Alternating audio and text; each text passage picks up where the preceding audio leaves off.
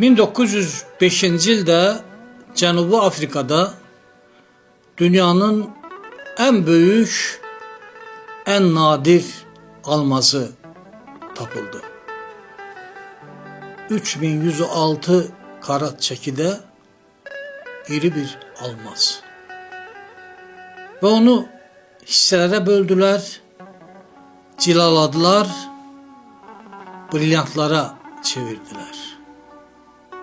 Ən böyüyü, Böyük Afrika ulduzu adlanan brilyant oldu və onu Böyük Britaniya hakimiyyətinin rəmzlərinin birinin üzərinə yerləşdirdilər.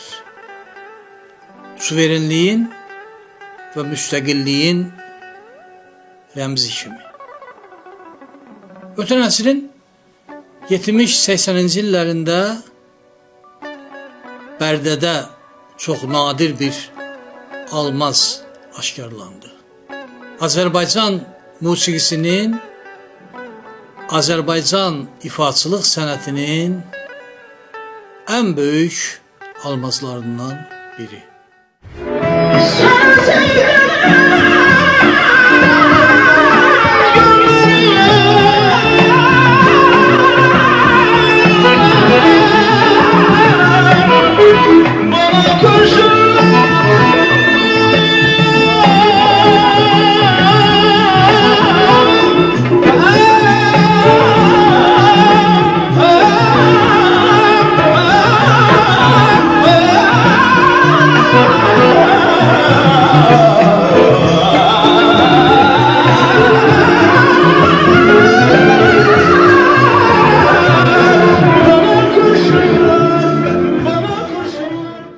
Oxuyan bu yaraşıqlı müğənni Vidadi Vəliyevdir.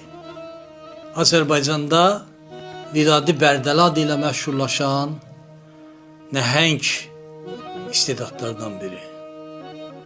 Azərbaycanın çox böyük potensialı olan, çox böyük səs diapazonu olan, bülbül kimi cəhcəh vuran müğənnisi idi Vidadi Bərdəli. Azərbaycanın ən böyük almazı idi. Çox təəssüf ki, cilalanmadı. Nə özü buna həvəs göstərdi, nə də kimsə onun əlindən tutub, sən nadir incisən, sənin təhsil almağa, öyrənməyə ehtiyacın var demədi. Başı toylara qarışdı, toylarda meydangirlik nümunəsi göstərdi, onunla eyni vaxtda toylara düşənlərin canına qorxu saldı və şöhrəti qısa müddətdə Azərbaycanı götürdü. Nəhəng müğənni, böyük istedad Vidadi Bərdəli. Toylardan imkan tapanda arada televiziyalarda da çıxış elədi. Və çıxışların biri o dövrdə böyük, dəyərli bəstəkar Rəşid Nəsiboğlunun və çox dəyərli sənətkarımız Sidqi Mustafayevin bir yerdə yaratdıqları İrs ansamblında oldu. Vidadi Bərdəlinin ən gözəl ifalarından biri kimi qalıb indi həmin o ifa. Kəlbəcərli Süzayətin şeirini oxuyur. Vidadi çox sevirdi Süzayəti, Salahlı Paşanı. Görünür əvvəlcədən bilirdi ki, onu da bu dəyərli sənətkarlar, şairlər kimi təlatümlü bir tali gözləyir.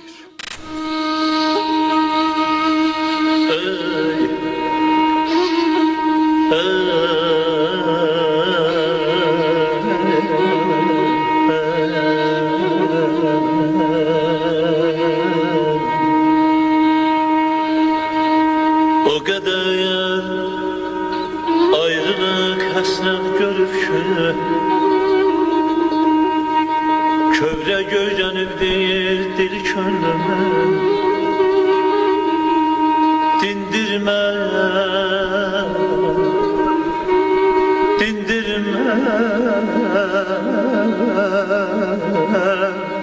yar ağladar seni. Derdi çoxalıbdır deli könlümün, derdi çoxalıbdır deli könlümün.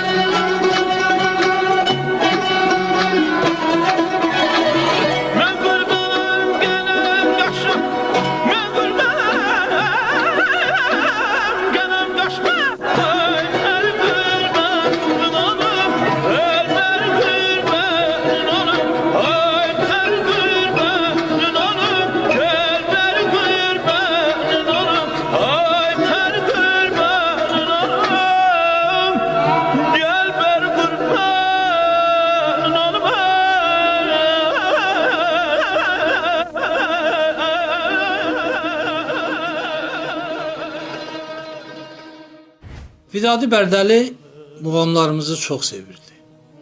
Baxmayaraq ki, təhsil almamışdı və ona muğam öyrətməmişdilər. Özü öyrənmişdi. Mən muğam ifadəsiyəm deyirdi. Mən toylarda muğam oxumaq istəyirəm deyirdi.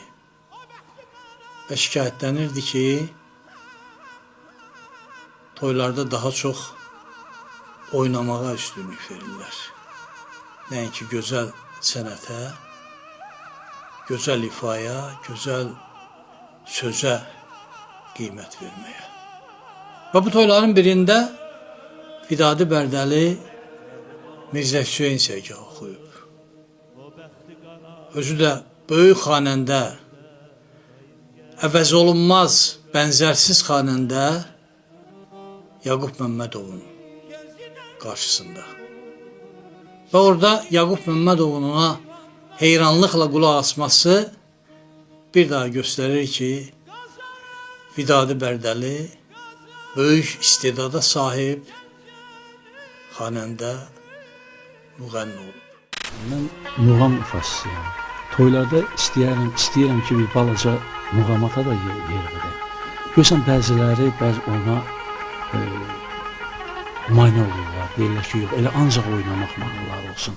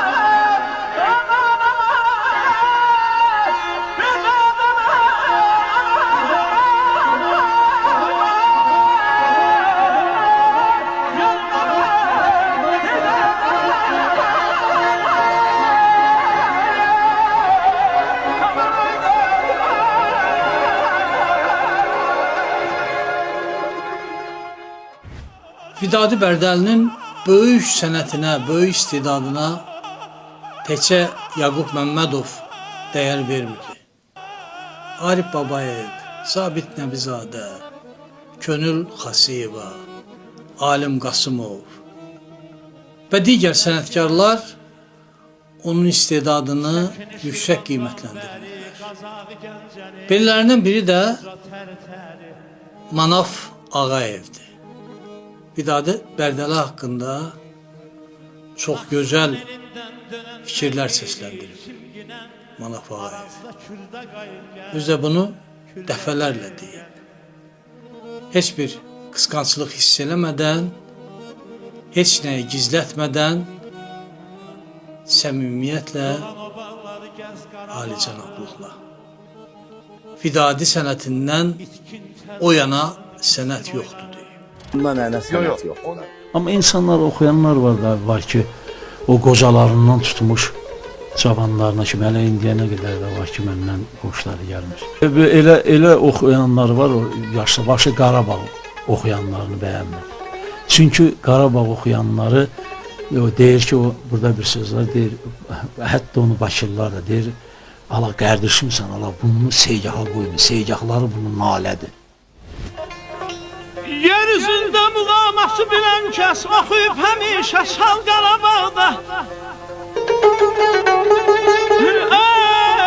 Eşidərsən cavanlardan gözəl səs, oxunur muğamat zil Qarabağda. Ay aman, ay aman, ay aman.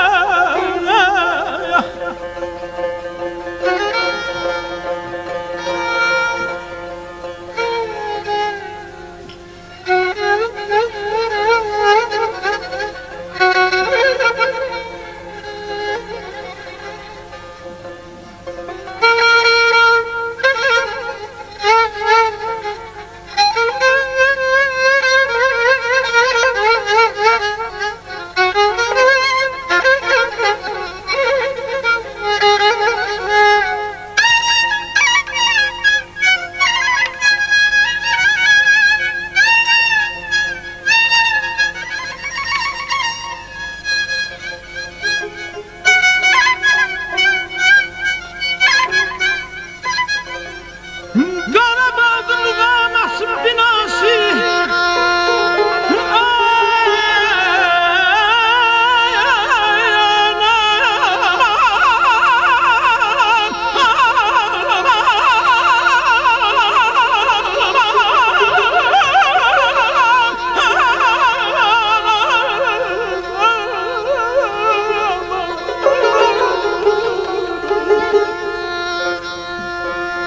Qarabağdı muğamatın binası her yana yayıldı mahnı sədası. Eşitcək insanın gəldi həvəsi, çalar gülək yenə biz Qarabağda, Qarabağda. Qarçallar məskəni Şahin oylağım, Qarçallar məskəni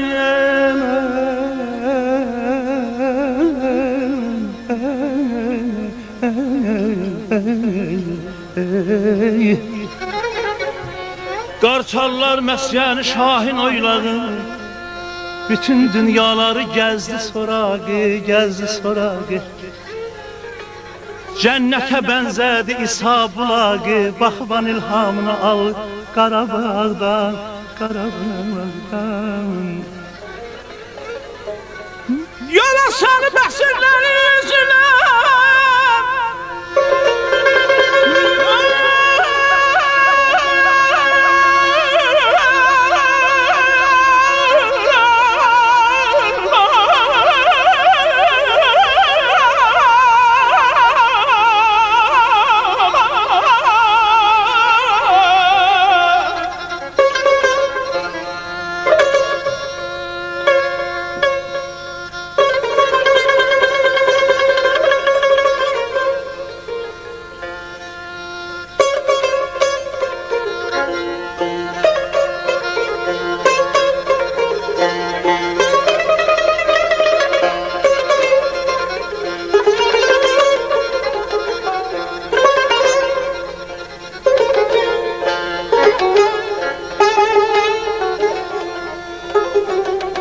yola salıb əsirləri yüzünü,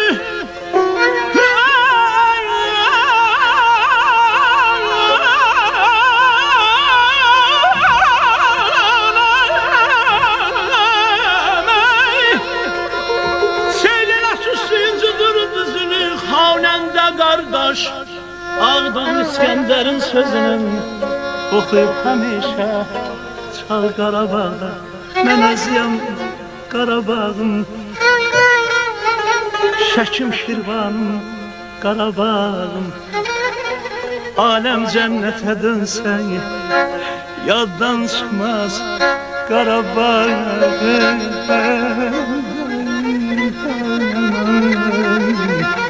Aman aman aman. Vidadem hemen ayda Vidadi Bərdəli Segah oxuyur və onun segahında Qədir Rüstəmov nəfəsləri var, Qədir Rüstəmov boğazları var.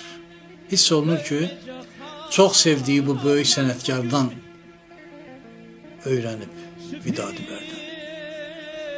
İndi sizə biz başqa bir ifasını təqdim eləmək istəyirik. Yenə də toylarda oxuyur. Vidadi Bərdəlinin əksər ifaları toy ifaları. Təbii ki, keyfiyyət də o qədər yüksək deyil. Çargah oxuyur Vidadi Bərdəli. Bu gözəl çargahda Rövşən Behçət nəfəsləri hiss olunur. Bir də Sabir Mirzəyev. İki böyük sənətkar. Çargahın ən gözəl iki böyük ifaçısı. Heyran xanımın qəzəlini oxuyur Vidadi. Dilbərim saldı nəzərdən, necə biganə məni, etdi biganə bütün ömrə və dövrana məni. Görüm əğyarı fələk kamına çatdırmasın heç, çünki həsrət o qoyub dünyada cananə məni.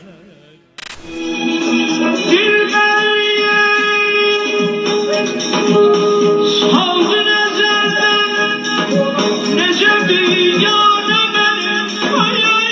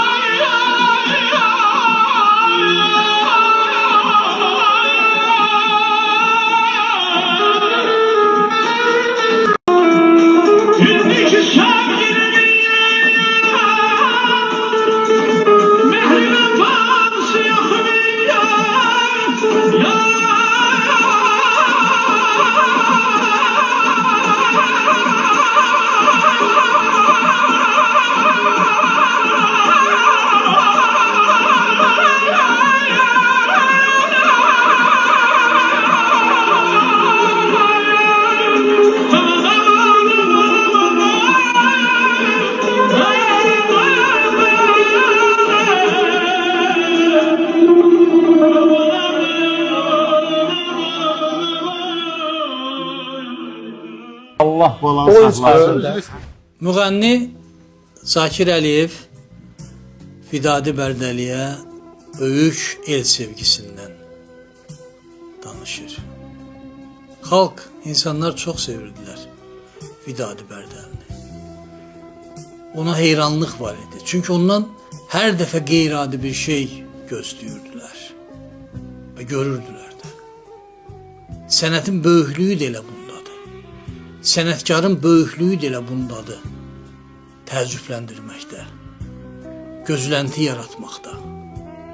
Böyük şəxsiyyətlər, böyük gözləntilər yaradanlar və bu ümidləri doğruldanlardır. Belələrindən idi Vidadi Bərdəli. toyda oxuyarkən bəzən elə şeylər eləyirdi ki, insanlar riqqətə gəlirdilər. İnsanlar heyranlıqlarını nə cür bildirəcəklərini bilmirdilər. Fit çalan kim, qışqıran kim, var ol deyən kim, yaşa deyən kim.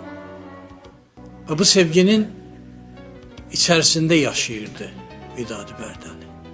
Həm də çox yalqız idi. Bütün böyük istedadlar kimi.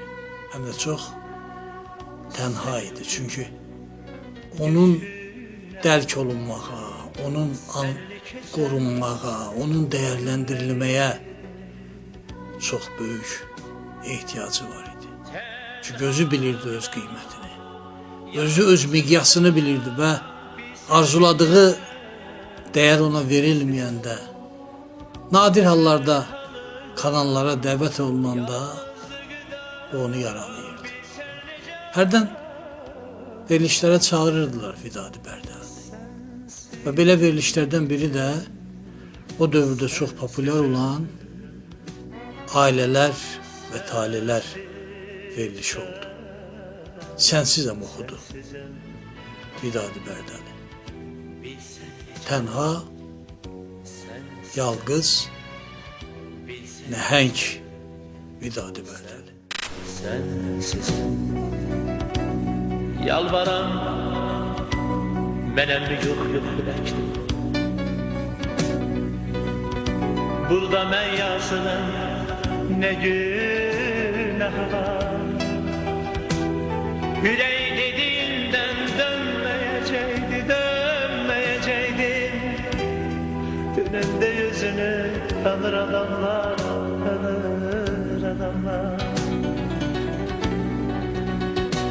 Özümü danmışam, can verirəm. Özümü danmışam,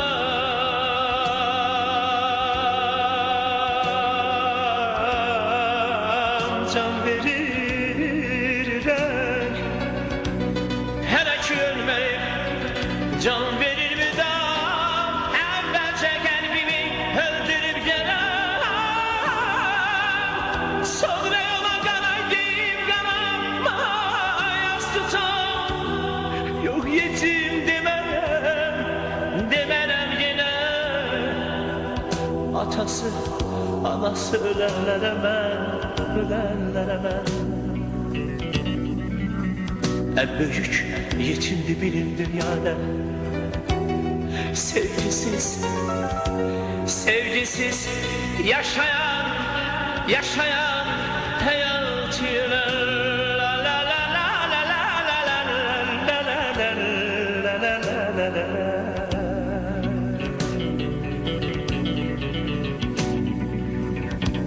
Hey la la la, ha ha ha ha.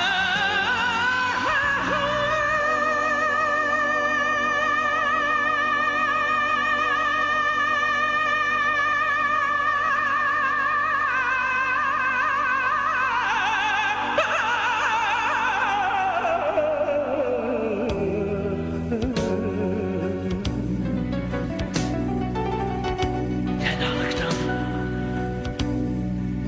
yalnızlıktan bilsen nece sensizim, sensiz, sensiz, sensiz. Sensizim, sensizim, sensizim, sensizim. Bilsen nece sensizim. Həsrət, sevgi dolu nəğmələri çox gözəl ifa edirdi Vidadi Bərdəli. Onun oxuduğu belə nəğmələr içərisində Təbriz mahnısı xüsusi yer tutur. Cənnət Əliyevin, Hökümə Billurinin sözlərinə yazdığı Təbriz mahnısı. Və bu mahnının əvvəlində Vidadi Bərdəli Söhrəb Tahirin həsrət dolu bir şeirini oxuyurdu. Muğam kimi. Ortadan açılmış kitab kimidir. Baxır astaralar sərhəd tirinə. Mənim qollarımı iynə sap edin. Tikin astaranı biri-birinə. Ortadan açılmış kitap kimiyem, kitap kimiyem. Ortadan açılmış kitap kimiyem, kitap kimiyem. Bakır astaralar biri-birine, bakır astaralar biri-birine. Benim kollarımı yine sap edin, sap edin. Tikin zülfaları biri-birine, tikin zülfaları biri-birine, biri-birine.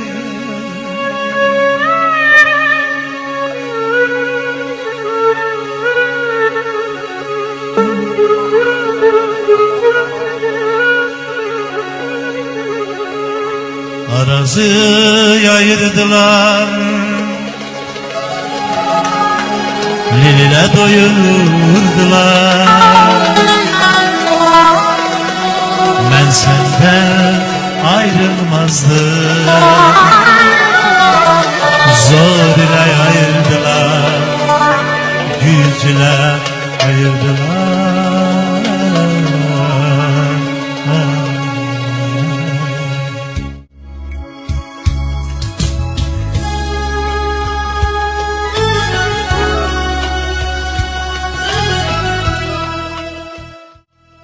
Qollarım dolanar boynuna bir gün. Yenə baş qoyaram dizinə Təbriz. Həsrətdən, hicrandan cana doymuşam. Doyunca baxaram gözünə Təbriz.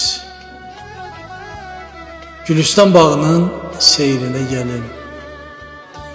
Lalə yamacında bir də dincəlim. Ötən günlərimə yetişməz əlim. Düşüm heç olmasa izinə Təbriz. Kollarım dolanır boynuma bir gün, yine baş koyarım izine Təbriz. Hasretten icrandan cana doymuşam, doyunca bakarım yüzüne Təbriz. Hasretten icrandan cana doymuşam, doyunca bakarım yüzüne Təbriz. Bulanık suların aktı durur, lale yamacında müsaat kurulsun. O gül cemalım yine kurulsun, bir gün var dolmasın gözüne Təbriz. Bulanık suların aktı durur, lale yamacında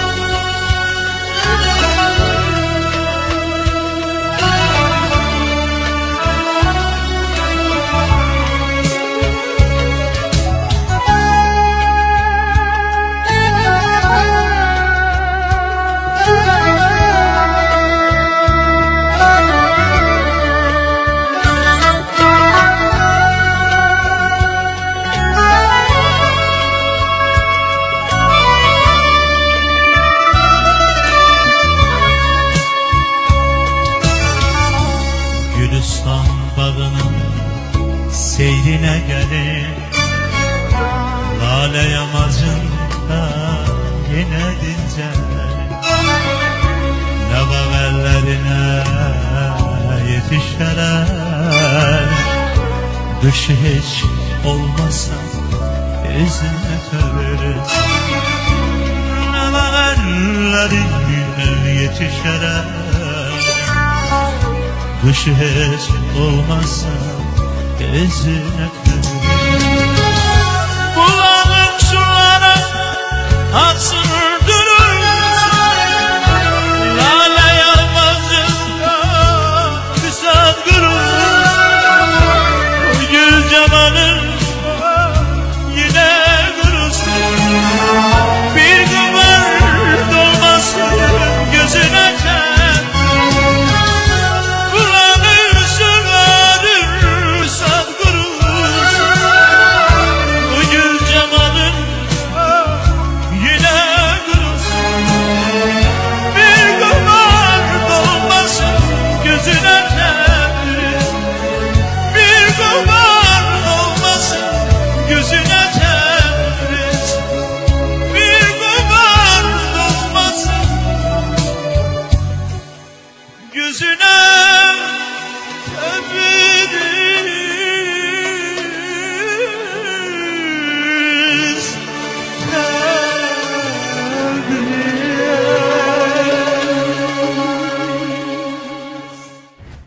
Ötən əsrdə yaşamış değerli bir şairimiz var.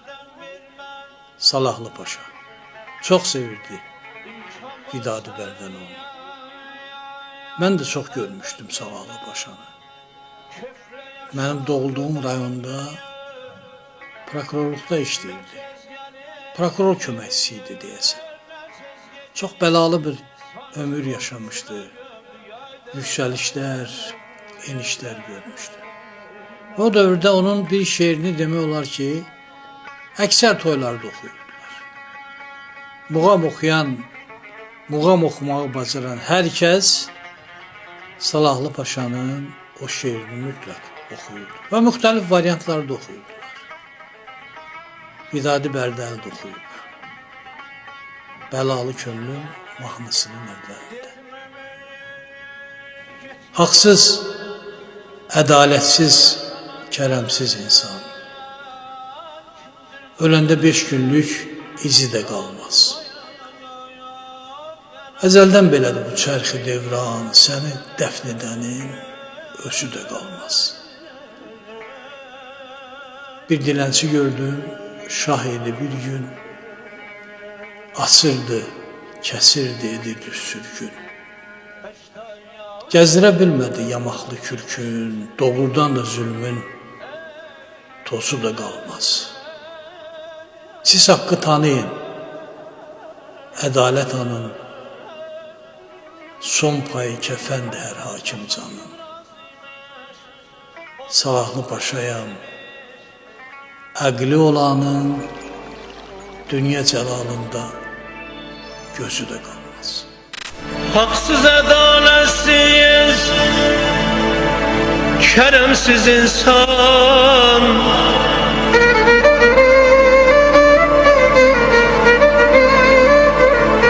Haksız, adaletsiz, keremsiz insan. Köçende 5 günlük izi de kalmaz. Ezelden biledir, ezelden biledir. Gerdişi devran, seni defn edenin özü de kalmaz, özü de kalmaz. Aman.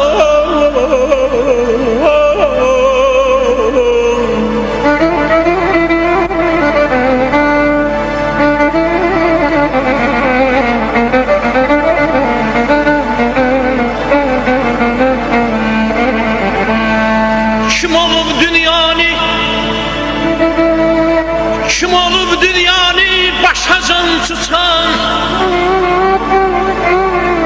Hanı Süleymanlar qəzəbkar utan.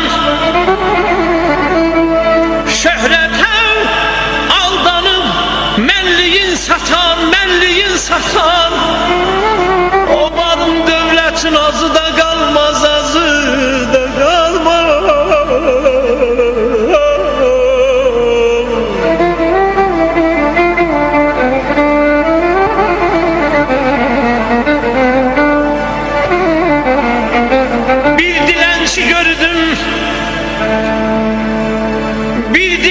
Gördüm şahidi bir gün, asardı, keserdi, ederdi sürgün, gezdirebilmezdi yamaklı kürkün. Dağırdan da zulümün tozu da kalmaz, dağırdan da zulümün tozu da kalmaz.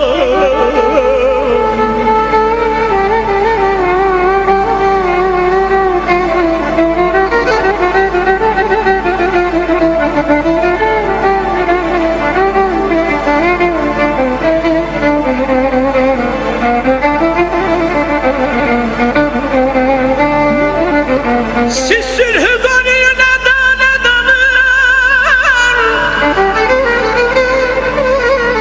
ya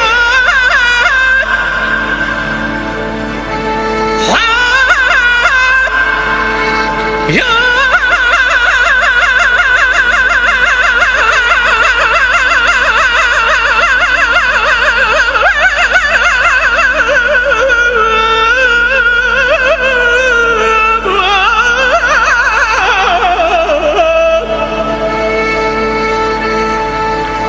siz sülhü koruyun, adalet alın, son payı kefendir bir hakim canın. Salahlı paşayan egli olanın, egli olanın, Salahlı paşayam egli olanın, bu dünya calanından, bu dünya calanından gözü de kalmaz. Aman aman aman aman, yeded aman, ay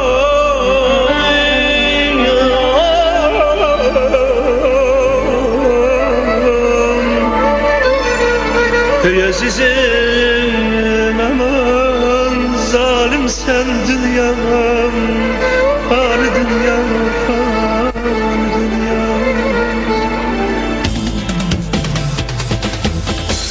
Yine xatirine kimler toxundu, a benim sitemli yaralı körüm. Yine xatirine kimler toxundu, ay benim sitemli belalı körüm. Ezelden nesibin ahuzan aldı,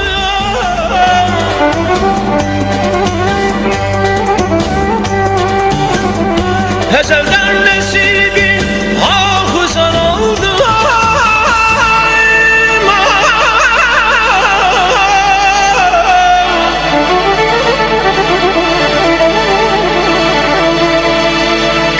Ay benim sitemli yaralı körüm, ay Allah belalı körüm, belalı körüm, belalı körüm, belalı körüm.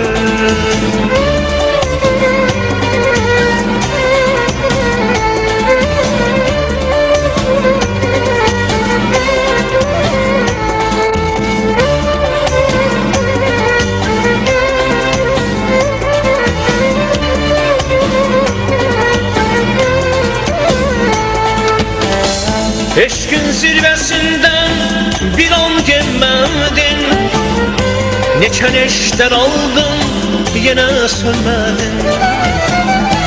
Eşkin zirvesinden bir an gelmedin, neçə neşter aldın yine sönmedin. Ben dönmek istedim, sense dönmedin.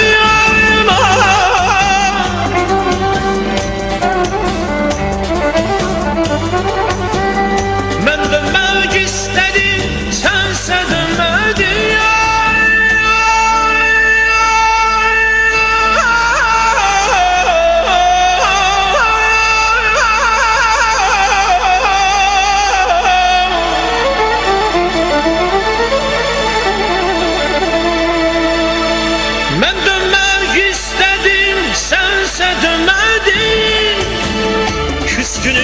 gözünden vefalı köllüm.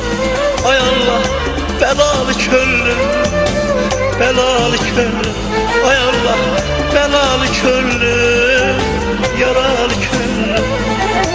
Belalı köllüm, yaralı köllüm. Belalı köllüm, belalı köllüm. Yaralı köllüm, belalı köllüm. Belalı köllüm, yaralı köllüm. Belalı köllüm, yaralı köllüm. Vidadi Bərdəli gözəl xanəndə olmaqla yanaşı, həm də çox gözəl qarmon çalırdı. Ancaq başqalarından fərqli olaraq bunu insanların gözünə soxmurdu. Yeri gəldi, gəlmədi, qarmonu sinəsinə basmırdı Vidadi. Çox nadir hallarda əlinə qarmon götürürdü. Və belə hallardan biri dostu, sənət yoldaşı Zahid Məmmədzadənin xatirəsinə əsir olunmuş verilişdə baş verdi. Çox erkən bizi tərk etmişdi. İstedadlı, dəyərli Zahid Məmmədzadə. Və onun evində Zahidin qarmonunu sinəsinə basıb qəmli bir muğam oxudu Vidadi. İfasını başa çatdırıb qarmonu öpdü və Zahidin böyük oğluna verdi. Sanki bununla atanın sənətini qoru, onun yolunu davam elətdir. Qoyma, bu yol yarımçıq qalsın dedi.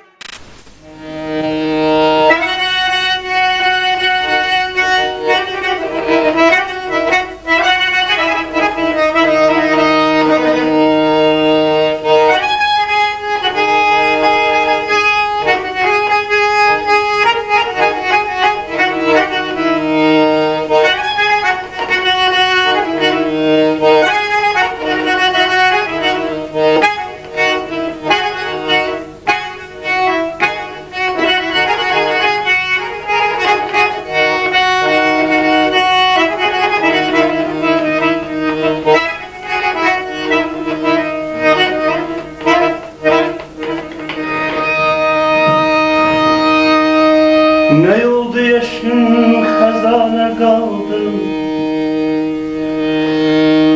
Ne oldu yaşın hazana kaldı? Karanlık gecede şam teki söndü. Dostların ağlayıp haline yandı. Yine de kalbimde bir hatire senin.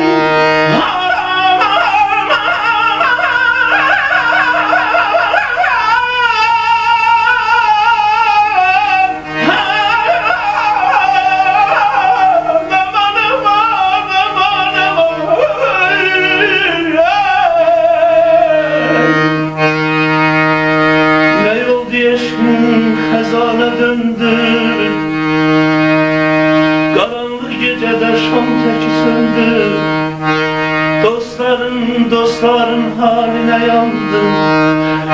Zahid kardeşim, yine de kalbimde bir hatire sen. Yine de kalbimde hatire sen. Yine de kalbimde bir hatire sen.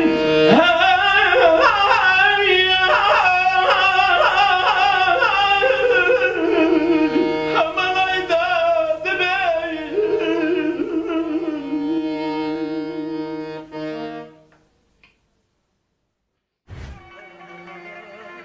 Vidadi Bərdəlinin taleyində onun üçün xoş olmayan,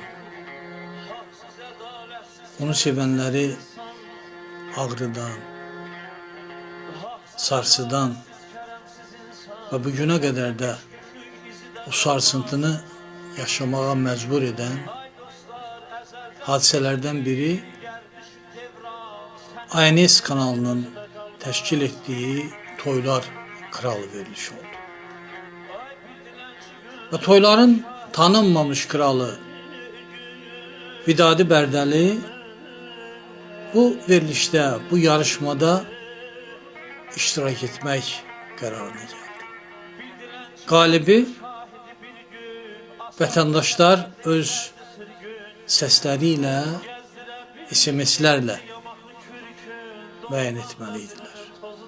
Əgər mütəxəssislər bu barədə qərar versəydilər, orada Vidadi Bərdəlinin rəqibi yox idi. Və bu günə qədər də Vidadi Bərdəli istedadında onun qədər meydangir, onun qədər yırtıcı xanəndə ortaya çıxmıyor. Gözünün nuru Əziz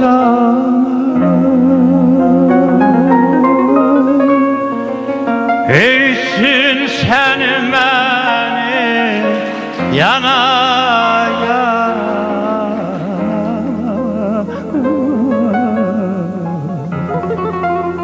Gözünün nuru Əziz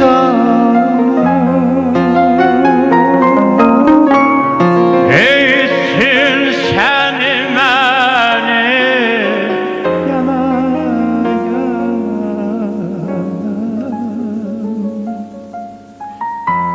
Otursan gün kimi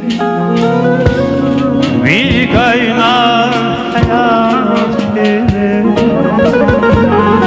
O suyan ben sana bir evlat gibi Aziz Otursan gün kimi bir kaynar hayat gibi O suyan ben sana bir evlat gibi Aziz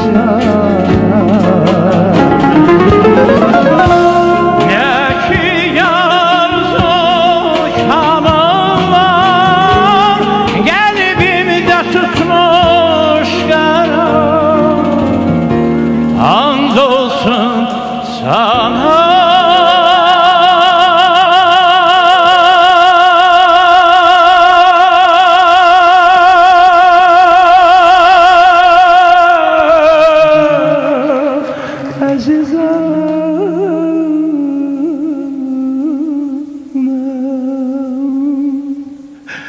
kadrini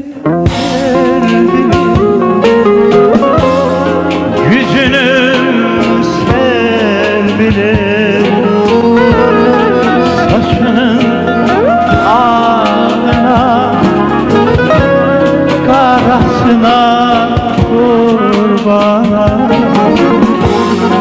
O hazin laylana Laylasına kurbana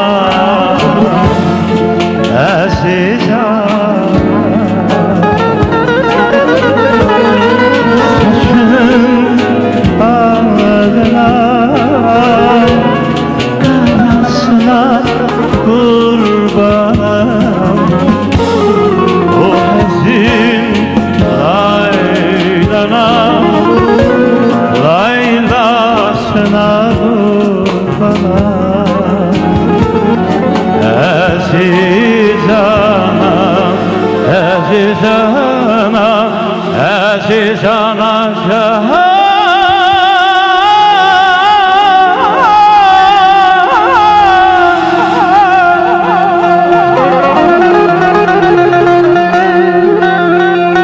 alışıram şanlar kimi düşəndə hər sözün ana.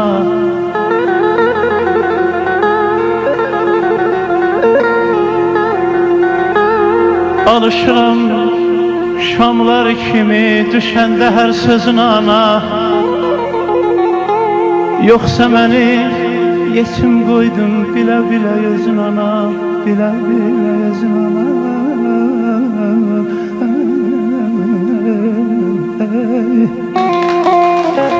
Mənə yağ gün diləyərdin, ömrümə gül çiləyərdin.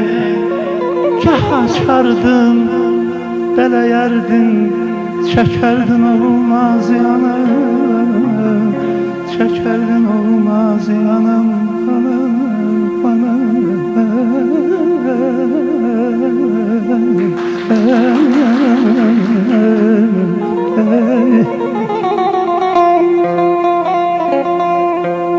Arılar şəhsiz ıldanam,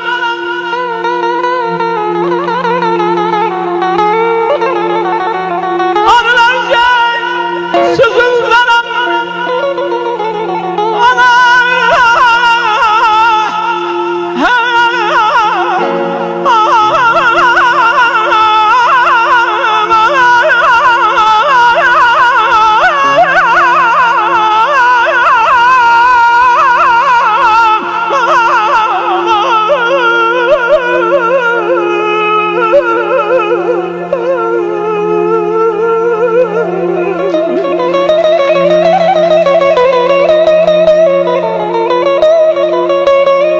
Arılar çək sızıldaram, anam sənsiz biqəraram. Cüyür kimi yaxtararam, bulaqlardan izin ana, bulaqlardan izin ana. Şəmşir ağlar, sərfin azdım, dərd üz verdi nələr yazdım. 100 yaşında qocalmazdım, baxsa mənəm gözün ana.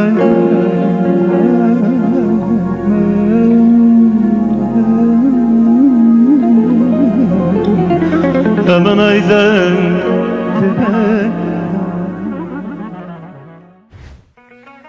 Nəhəng ifaçı idi Vidadi. Heç bir hüdudu olmayan, heç bir ölçü bilməyən, bəzən özü öz səsinə zülüm eləyən, səsini idarə eləməyən, bəzən səsini qorumayan Vidadi Bərdəli və onun meydanına çıxmaq, onunla üzbəüz gəlmək toylarda qeyri-mümkün idi.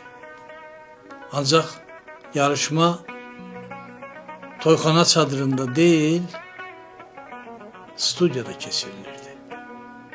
Və Vidadi Bərdəli uduzdu.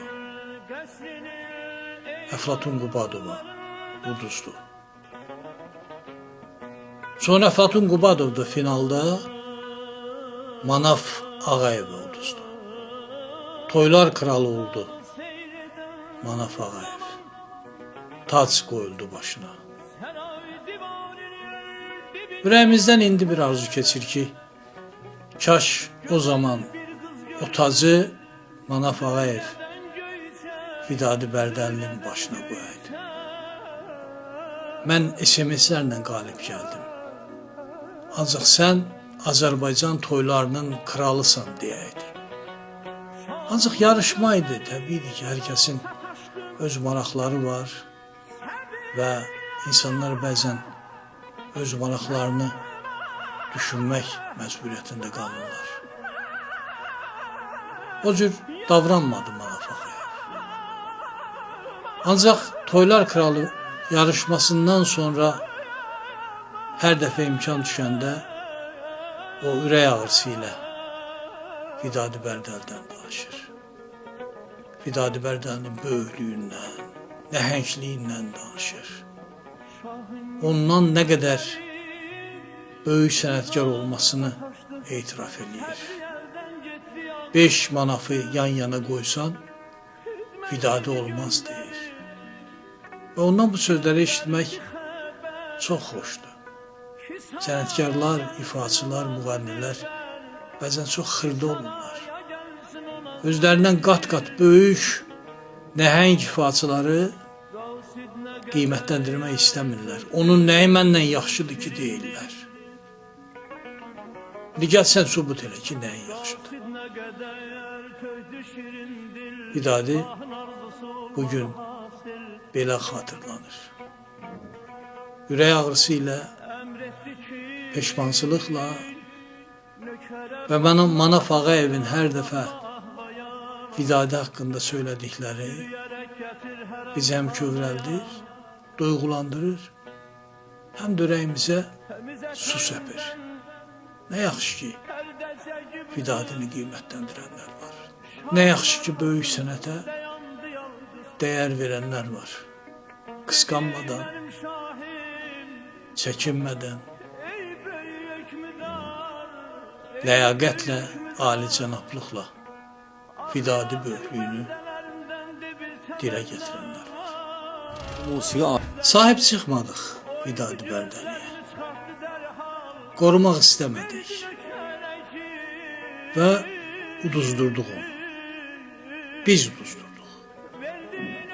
Biz onun arxasında dursaydıq, biz başqalarına ümid eləməsəydik, onsuz da Vidadi hamıdan böyükdür, hamıdan istedadlıdır deməsəydik, yəqin ki, uduzmazdı Vidadi.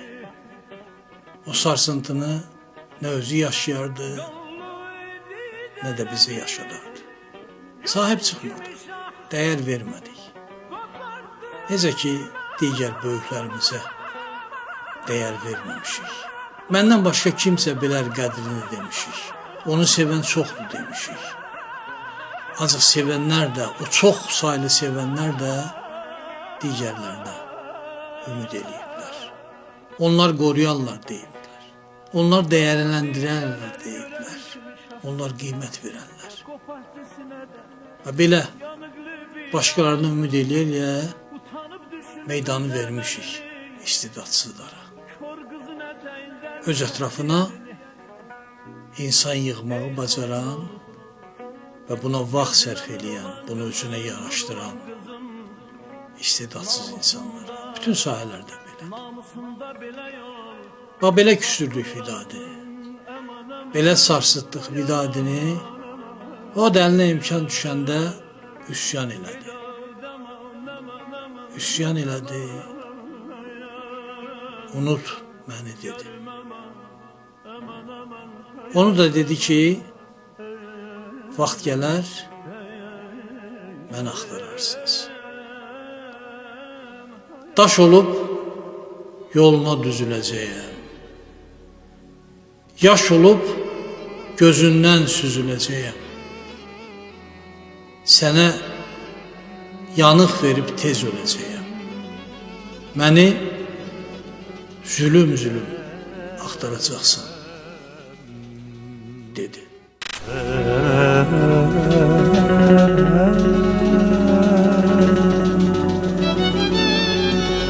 Hələ qulağına çatmır hər ayın,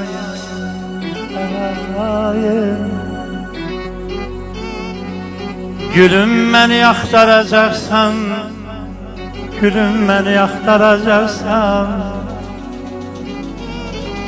görərsən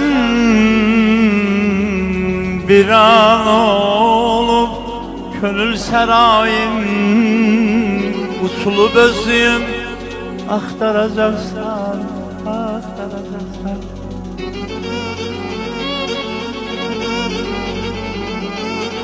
Daş dələr selseləm, qavuşmaq üçün, dil qəlbə hökm edər danışmaq üçün. Mənimlə görüşüb barışmaq üçün, ay məndən küsülüb axtaracaqsan, axtaracaqsan.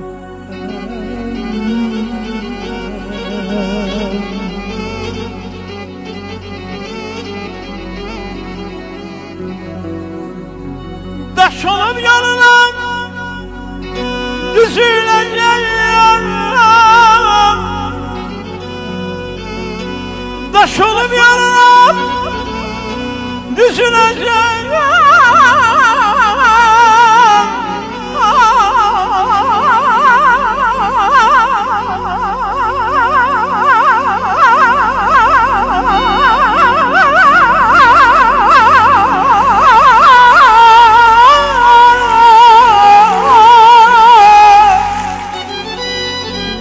Daş olup yoluna düzüləcəyəm, yaş olup gözündən süzüləcəyəm, sənə yanıq verib tez öləcəyəm. Məni zülüm zülüm axtaracaqsan, axtaracaqsan. Yerdə axtarmasa məni yar kimi, İç bərəbərindən uçan şar kimi, məni oğul kimi, sənətkar kimi. Ay mənim öz bərdəm, ay mənim öz bərdəm axtaracaqsan, axtaracaqsan. Tənha ömrüm bir çıraq, gizli gizli əriyişəm. Tənha ömrüm bir çıraq, gizli gizli əriyişəm. Sil qəlbindən aram aram, dilək dilək unut məni. Sil qəlbindən aram aram, dilək dilək unut məni. Unut məni, unut məni, unut məni. Gez qayıtma geri bilə, unut məni. Unut məni, unut məni, unut məni. Gez qayıtma geri bilə, unut məni.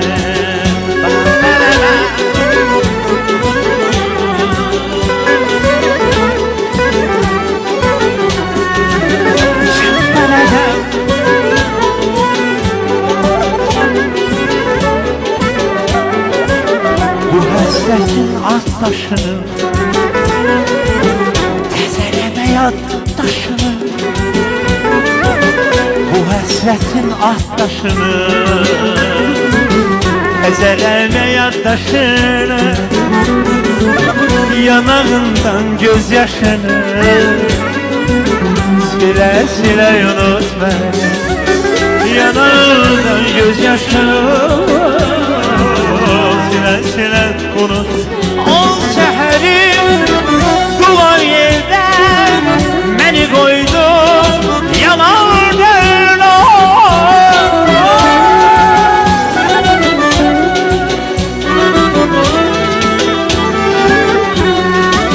Ol səhərim duvar yerdə, məni qoydun yanardan. Git qayıtma, geri dönmə, tutma dilə, unut məni. Git qayıtma, geri dönmə, tutma dilə, unut məni. Unut məni, unut məni, unut məni. Git qayıtma, geri bir də unut məni. Unut məni, unut məni, unut məni. Git qayıtma, geri bir də unut məni. Unut məni, unut məni, unut məni. Git qayıtma, geri bir də unut məni. Unut məni, unut məni, unut məni. Geç qayıtma, geri bir də.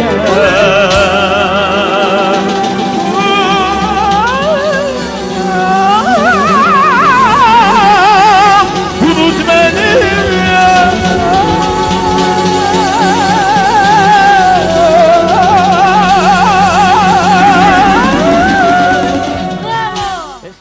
Qəribə, dərdli gözləri vardı Vidadi. Həm də sanki üsyan eləyirdi o gözlərlə. Bu qədər haqsızlıq olmaz deyirdi. Bu qədər ədalətsizlik olmaz deyirdi.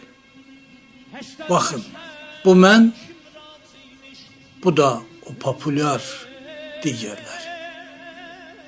Nə kanallara dəvət edirlər, nə məclislərdə axtarırlar, nə layiq olduğum qiyməti verirlər. Dilinə gətirmədi heç vaxt.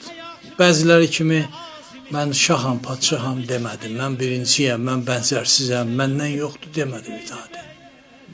Ancaq deməyə hamıdan çox onun haqqı var idi. Elə yavaş-yavaş sakit ya sakit vidalaşdı bizimle.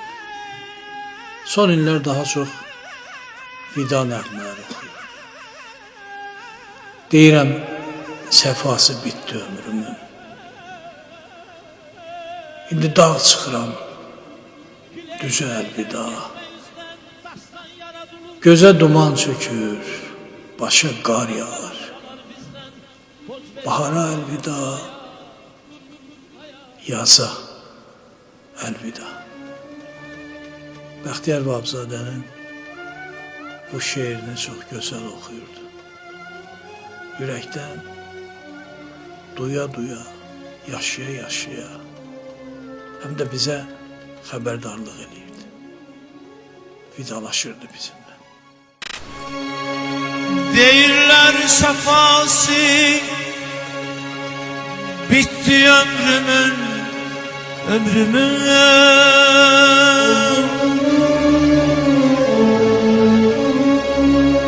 Değiller safası bitti ömrümün indi dağ çıkıram düze elvida göze duman çökür başa kar yağır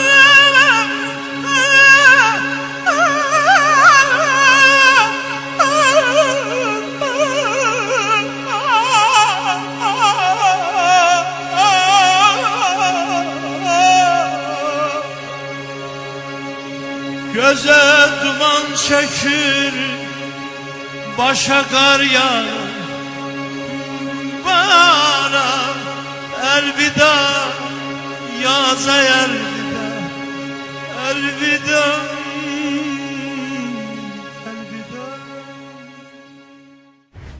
Türkiyədə çox populyar olan bir musiqi parçası var. Mahnıdırmı, muğamdırmı demək çox çətindir. Mücəhhər Yurdaq yazıb mətni.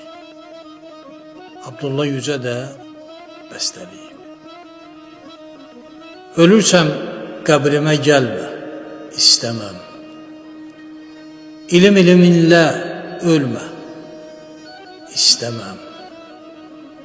Acıyıb, lütf edib sevmə, istəməm.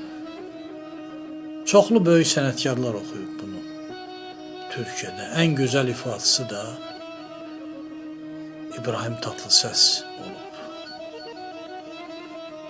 Adətən bizim müğənnilərimiz nadir hallarda türk mahnılarını daha yaxşı oxuyurlar. Bu nadir hadisədir. Bəzən yaxınlaşırlar, bəzən deyirik ki, pis oxumadı, bəzən xəcalət çəkirik. Ancaq bu parçanı hətta İbrahim Tatlısesdən də daha yaxşı ifa eləyib Vidadi Bərdəni. Ölürsəm qəbrimə gəlmə, istəməm deyib. Kimlərə deyib? Kimlərə öz inzikliyini, öz gileyini çatdırmaq istəyib? Kimdən küsüb? Bəlkə də heç kimi düşünmədən oxuyub. Ancaq bu cür böyük sənətkarlar, böyük istedadlar adətən belə ifaları ilə mesaj verirlər. Onları qiymətləndirməyənlərə, onlara dəyər verməyənlərə, onları başa düşməyənlərə, onları qorumaq istəməyənlərə mesaj verirlər, üsyan edirlər. Ölürsəm qəbrimə gəlmə, istəməm. Bir də bu sözlər daha çox sevdiyimiz, güvəndiyimiz,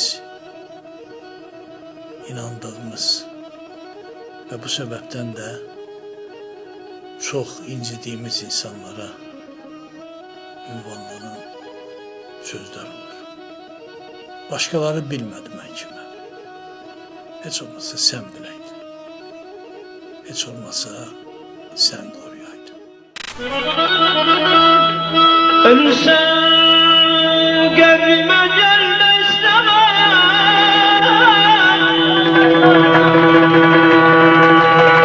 Ölürsen kabrime gelme istemem.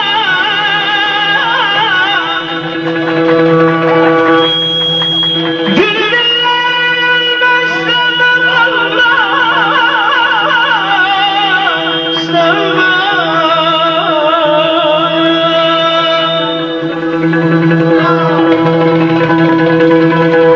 akan gözyaşlarımı silme istemem. Akan gözyaşlarımı silme istemem.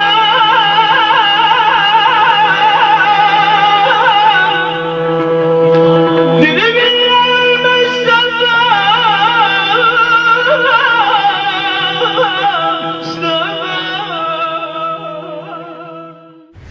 Son çıxışlarında Vidadi Bərdəli tez-tez oxuyurdu o şeiri. Sənə yanıq verib tez öləcəyəm. Məni zülüm-zülüm axtaracaqsın deyirdi. Ancaq düzü inanmırdıq. 50 yaşlarında idi. Gümrah, enerjili, səsi dağ şəlaləsi kimi çağlayan Vidadi Bərdəlinin bizdən tez ayrılacağına heç kim inanmırdı. Nə doğmaları, nə bizlər, onun milyonlarla pərəstişkarları. Ancaq günlərin birində heç gözləmədən Vidadinin ölüm xəbərini eşitdik. 30 noyabr 2012-ci il sübh tezdən Vidadi Bərdəlinin 53 yaşında vəfat etməsi xəbəri gəldi. Əvvəlcə inanmadıq. İnanmaq istəmədik. Hələ də inana bilmirik. Cəmi 53 il yaşadı Vidadi. Cəmi 53 il. Oxuya biləcəyi çox şeyi oxumadan getdi. Dözdü, haqsızlığa dözdü, laqeydliyə dözdü, ədalətsizliyə dözdü, ürəyinə saldı. Dözdü və sonda beyninə qan sızdı və bizləri yana yana qoyub getdi. Kuşum, uskez bizim elleren dolan o yerler bir de kayıp gel.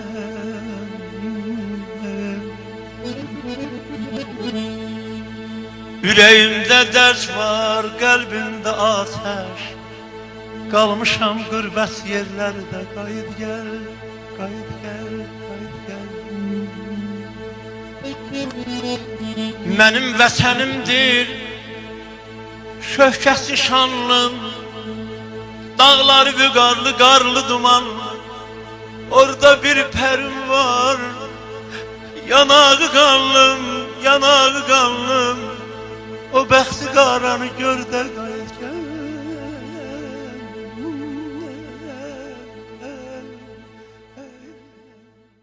13 il keçib onun ölümündən.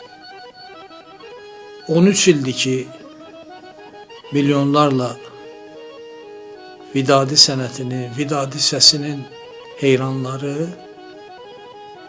onun səsinin, sənətinin həsrəti ilə yaşayırlar. Vidadinin yoxluğunun ağrısı ilə yaşayırlar. Və hamımız özümüzü qınayırıq. Hamımız özümüzü günahlandırırıq. Biz qorumadıq deyirik. Biz dəyər vermədik deyirik. Biz sahib çıxmadıq. Özümüzü günahlandırırıq. Özümüzü günahlandırırıq. Vidadini xatırlayırıq. Sənsizik deyirik. Sənsizlik ağrısını yaşayırıq deyirik. Və bizim ürəyimizdən keçənləri Vidadi Bərdəlinin çox istedadlı qızı Aytac dilə gətirir. Vidadinin möhtəşəm səsinə bənzəyən səsi ilə sənsizəm deyir Aytac Vidadi qızı.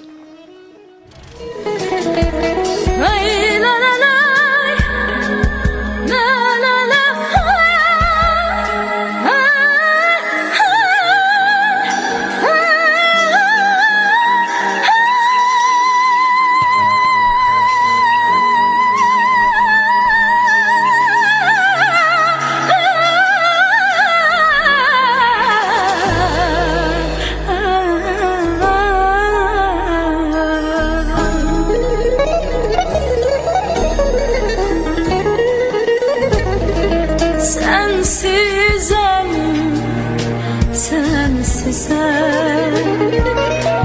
sensizem, sensizem. Bilsen nece sensizem, bilsen nece sensizem, bilsen nece sensizem.